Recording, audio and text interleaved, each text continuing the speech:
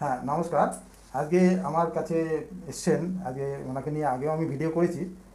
শামসুর মণ্ডল, উনি কোথায় থাকো শামসুর? বসিরহাট ঘনা। হ্যাঁ বসিরহাট ঘনা। ঘনাতে থাকেন। ওনার গলায় একটা তোমার কী প্রবলেমটা হয়েছিল বলে তো? ওই গলায় টিউমার হয়েছিল। কী হয়েছিল, কী টিউমার ছিল? Thyroid tumour. হ্যাঁ থাইরয়েড টিউমার, যেটা ক্যান্সার হয়ে গেছিলো, সেটা তুমি জানতে তো? হ্যাঁ, হ্যাঁ। এবার ক্যান্সার হয়ে যাওয়ার পরেও তুমি ক বছর পরে, মানে কত বছর ধরে ওটা চলছিল? যখন টিউমার হলে প্রায় 10 বছর ধরে হোমিওপ্যাথি খেয়েছি। হ্যাঁ 10 বছর হোমিওপ্যাথি ট্রিটমেন্ট করেছে।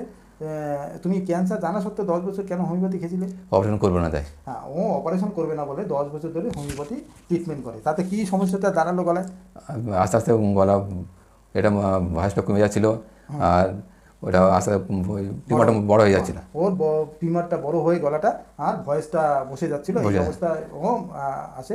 তখন তো বিভিন্ন জায়গায় তুমি দেখালে, সেই দেখানোর পরে তারা কি বললো তোমাকে, কি মন্তব্য করলো? যে জায়গায় যাওয়া হয়েছে কেউ রিস্ক নেয়নি, যে অপারেশন টেবিলেই 100% 99%। হ্যাঁ মানে অপারেশন টেবিলেই 100%-এর জায়গায় 99% মারা যাবে বলেই এরা সবাই বিধান দিয়ে দিল। তো তারপরে তুমি এলে, কার কাছে এলে? ডাক্তার বিমল কুমার রায়। হ্যাঁ ডক্টর বিমল কুমার মণ্ডলের কাছে। সেটা আমি অপারেশন করতে রাজি হলাম, খুব রিস্ক নিয়েই। আমি বললাম একটা সিরিয়াস অপারেশন করতে হবে ডেফিনেটলি, কিন্তু অপারেশন টেবিলে মারা যাবে 99%, এটা আমি মেনে নিতে পারছি না। ঠিক আছে, চেষ্টা তো করতে হবে। অপারেশন না করলে সবাই বলেছিল তো মারাই যাবে, তাই তো? হ্যাঁ। হ্যাঁ সবাই কিন্তু বলেছে অপারেশন না করলে মারা যাবে, সেটা আমিও বলেছিলাম। কিন্তু একমাত্র রাস্তা ছিল অপারেশন। এর ফ্যামিলির অবস্থাও খুব ভালো না, এবং বাড়িতে বউ বাচ্চা সবাই রয়েছে। তোমার অপারেশন কত সালে আমি করেছিলাম? 17 সালে। 2017 সালে ওনার অপারেশন হয়। অপারেশনটা থাইরয়েড টিউমার, যেটা থাইরয়েড টিউমারটা গলায় পুরোই ছড়িয়ে গেছিলো। এখানে যে যতগুলো লিম্ফ নোড আছে সবগুলো ইনভলভ ছিল।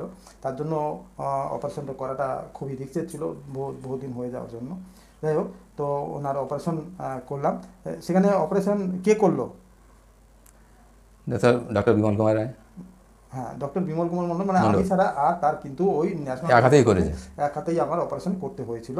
কারণ অন্য কাউকে আমি সেই অপারেশনে নেইনি, কারণ সবারই ধারণা ছিল যে অপারেশন করবে তো মারাই যাবে, এখানে টেবিলে থাকা ঠিক হবে না। তাই সিনিয়ররা কেউ সেই অপারেশনের টেবিলে ছিল না। ছিল একজনকে নেওয়া হয়েছিল, সে জুনিয়র ছিল, সে ছিল একটা মেয়ে, যে ছিল আরমো। আমি তখন অ্যাসিস্ট্যান্ট প্রফেসর, সেই অবস্থায় ওর অপারেশন করি। অপারেশন করে তো আজকে 2000 কত সাল? 2025। 2025, তার মানে 8 বছর অপারেশন হয়ে গেছে। দেখুন, একদম থাইরয়েড ক্যান্সার যে গলায় পুরো ছড়িয়ে গেল। 10 বছর ও জানতো যে ওর থাইরয়েড ক্যান্সার আছে। আজকে আমার সামনে বসে কিন্তু কথা বলছে, খুব ভালো মতোই কথা বলছে। এবং তুমি কাজ বাজ করছো তো? হ্যাঁ, এখন যে কাজ করতাম সে কাজ আবার করছে। ও লেবারের কাজ করে, মিস্ত্রি, রাজমিস্ত্রি কাজ করে, বেশ খাটনিদায়ক কাজ। সেই কাজটা কিন্তু পুরোপুরি দমে করছে, মানে নর্মাল লাইফ যাকে বলে। উনি আমার সঙ্গে কথা বলছেন, ভয়েসটাও পুরো নর্মাল। তো এই একটা চ্যালেঞ্জিং অপারেশন করে ওনাকে ঠিক করার ব্যাপারটা, এবং থাইরয়েড ক্যান্সার মানে ক্যান্সার হলেই তার আনসার নেই, তাকে ভালো করা যাবে না, এরকম ব্যাপার কাউকে এটা ঠিক নয়, সেটা ওকে দিয়ে প্রমাণ করছি আমি। দ্বিতীয় হচ্ছে, হ্যাঁ ক্যান্সার হলে, বিশেষ করে থাইরয়েডে কোনো ক্যান্সার বা গলায় কোনো ক্যান্সার হলে প্রথমেই কিন্তু ইএনটি ডাক্তার চেষ্টা, যদি অপারেশন করেন তাহলে বেশিরভাগ ক্ষেত্রে কিন্তু একদম এই শামসুর মণ্ডলের মতো পুরো ঠিক করে দেওয়া যায় এবং নর্মাল লাইফে ফিরিয়ে দেওয়া যায়। নমস্কার।